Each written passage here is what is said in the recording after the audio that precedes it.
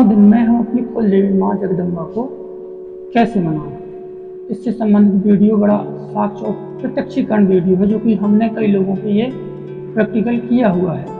इसमें क्या करते हैं, जिन व्यक्तियों को अपनी कुल देवी का पता है, वो जानते हैं कि हमारी ये कुल देवी है और उनका ये स्थान है अपने घर में, आजू बाजू में, कहीं किसी और गांव में, अदर साइड से, तो ऐसे व्यक्ति क्या कर सकते हैं कि वो उस स्थान पे जाएं जहाँ पे माँ का स्थान है, वहाँ साफ सफाई करें, अच्छे प्रकार से, जैसे दरबार सजाया जाता है, माँ का सजता है, ऐसा दरबार सजाएं।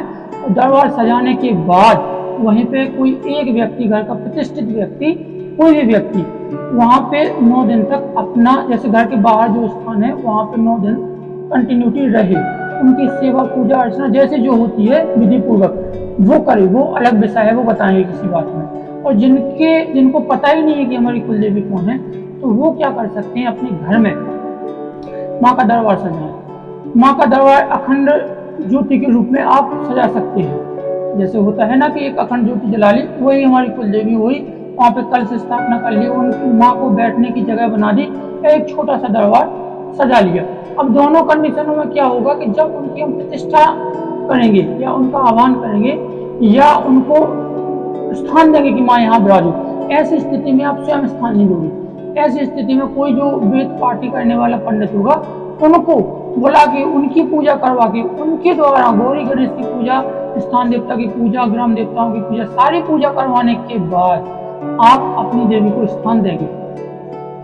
ठीक है, तो जिनकी देवी पता है वो उस स्थान पे जाके भी यही पंडित द्वारा करवाएंगे, और जिनको नहीं है तो अपने घर में माँ का दरबार सजा सकते हैं, वो भी कुल देवी के नाम से। किसी भी देवी की मूर्ति रख लीजिए, लेकिन वो देवी रहेगी आपकी कुल देवी। दूसरा, आप आपने दरबार सजा लिया, दरबार सजाना, दरबार बनाना कैसा चाहिए तो वो अलग विषय, किसी से जाके पूछ लीजिए या फिर हमें कॉल करके भी आप पूछ सकते हैं। दूसरा, उनकी सेवा पूजा रचा करना।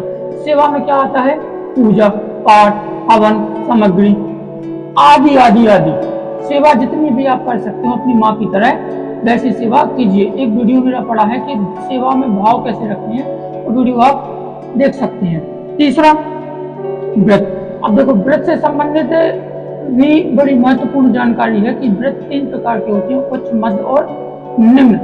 ये भी हमारा वीडियो पड़ा हुआ है, आप इसको देख लीजिए, आपको समझ जाएगी कि व्रत में कैसे रखना है। अगला देखते हैं, अगला आता है समय। देखिए, समय जब 9 दिनों का स्टार्ट होती है प्रतिपदा, यानी जब प्रथम दिन होता है, उस समय से लास्ट के 9, जब तक विसर्जन नहीं होता तब तक आप अपनी माँ के पास ही रहेंगे, वहीं खाएंगे, वहीं सोएंगे, वहीं विनती करेंगे, वहीं पाठ करेंगे, वहीं पूजा करेंगे, सब कुछ 9 दिन वहीं बिताएंगे। और इसी स्थिति में माँ का जितना भी हो सके आप आवाहन करते रहेंगे। अगला देखते हैं, जाप।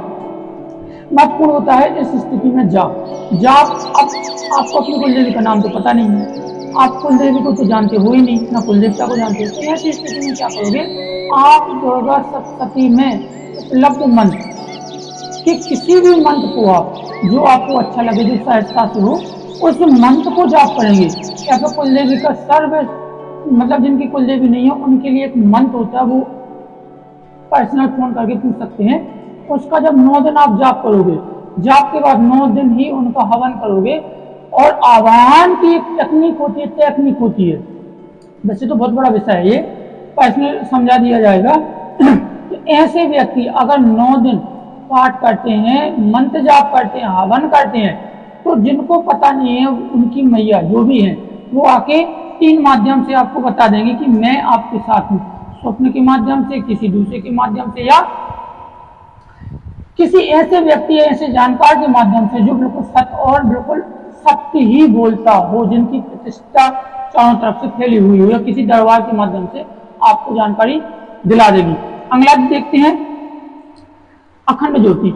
अखंड ज्योति इसलिए महत्वपूर्ण है क्योंकि अखंड ज्योति हम जब जलाएंगे या 9 दिन तक ज्योत जलेगी, तो वहां पे आपकी माँ विराजी रहेगी और वो आपकी जो भी क्रियाएं, प्रतिक्रियाएं हैं, वो उन चीजों पर नोटिस करती रहेंगी। और साथ ही साथ जो भी आपकी गलती हुई है, वो गलती को माफ करने में वो अखंड, क्योंकि अखंड ज्योति की आप सेवा करोगे, तो वो अखंड ज्योति पे विराजी हुई देवी आप पे जरूर आपकी विनती सुनेगी। इसलिए अखंड ज्योति, क्योंकि माँ को सबसे ज्यादा प्रिय अगर कोई चीज है तो वो है अखंड ज्योति। जो व्यक्ति अखंड ज्योति पे बैठ के या जला के कोई मंत्र जाप करते हैं तो वो मंत्र 9 द्रव्यों में जरूर सिद्ध होता है। अगला देखते हैं साहूकार। अब साहूकार से मतलब ये है कि ऐसे जब भी आप माँ को मनाने बैठो तो ऐसे में कोई तीसरा व्यक्ति अपने बीच में रख लो। एक आप हुई, एक दूसरा माँ हुई, तीसरा व्यक्ति एक साहूकार के रूप में काम करेगा। जैसे आप किसी के पास पैसे मांगने जा रहे हो, वो पैसे नहीं दे रहा है, लेकिन तीसरे व्यक्ति ने अगर कह दिया कि हाँ आप जाओ, मतलब आप पैसे दे दो, या तीसरे व्यक्ति के कहने पर अगर कोई पैसा देता है तो उस तीसरे व्यक्ति की जवाबदारी होती है कि वो पैसे आपको दिला दे, या वो जो आप काम करने जा रहे हो वो आपका कार्य हो जाए। कहने का मतलब ये है कि जो साधक होगा, गुरु होगा, सन्यासी होगा, योगी होगा, तपस्वी होगा, ये व्यक्ति माँ को प्रेशराइज करता रहेगा, क्योंकि इसके पास सिद्धियां होती हैं, शक्ति होती है, एक ईश्वर से कनेक्टिविटी होती है। तो ये व्यक्ति बीच में रहने की वजह से माँ मजबूर हो जाएगी आपकी बात सुनने, आप तक आने के लिए, आपको बताने के लिए कि मैं हूँ। इसलिए वो तीसरा व्यक्ति कोई अच्छा साहब बीच में जरूर रख लीजिए। और अंतिम बात, जब हमारा पाठ खत्म हो जाए, 9 दिन विसर्जन हो जाए, तो ऐसी स्थिति में आप कन्याओं का भोजन करवा सकते हैं यथा उचित शक्ति के अनुसार। 11 कन्याएं, 21 कन्या, 51 कन्या, या जो आपकी श्रद्धा या भाव भक्ति हो उस आधार पर आप चुनी चढ़ाइए, कन्याओं का भोज करवाइए, उनका आशीर्वाद लीजिए। और लास्ट एवं महत्वपूर्ण बात होती है कुल देवी का आह्वान। मैंने कहा ना कि ये 9 दिन गुजर जाए तो जिसके मध्य से, या जो व्यक्ति आपके मध्य में हो साहूकार, उस व्यक्ति को बुलाइए, गुरु की तरह सम्मान दीजिए, उनकी पूजा कीजिए, उनकी अर्चना कीजिए और उनको बैठा लिए, अपने परिवार के समस्त व्यक्तियों को बैठा लिए जो अपना छोटा सा परिवार हो। और ऐसी स्थिति में उस समय पर माँ का आह्वान कीजिए। वो व्यक्ति जो साहूकार है या आपने जो किया, उन तीनों चीजों को मिला के सभी लोग बैठ के उसी परिवार के सामने जहाँ पे आपने माँ का आह्वान किया, तो ये आह्वान होगा नवे के दिन। आपकी जब आप विसर्जन करने जाओ तो उस समय अपनी माँ का उस व्यक्ति को बुला के आप आह्वान कर सकते हैं।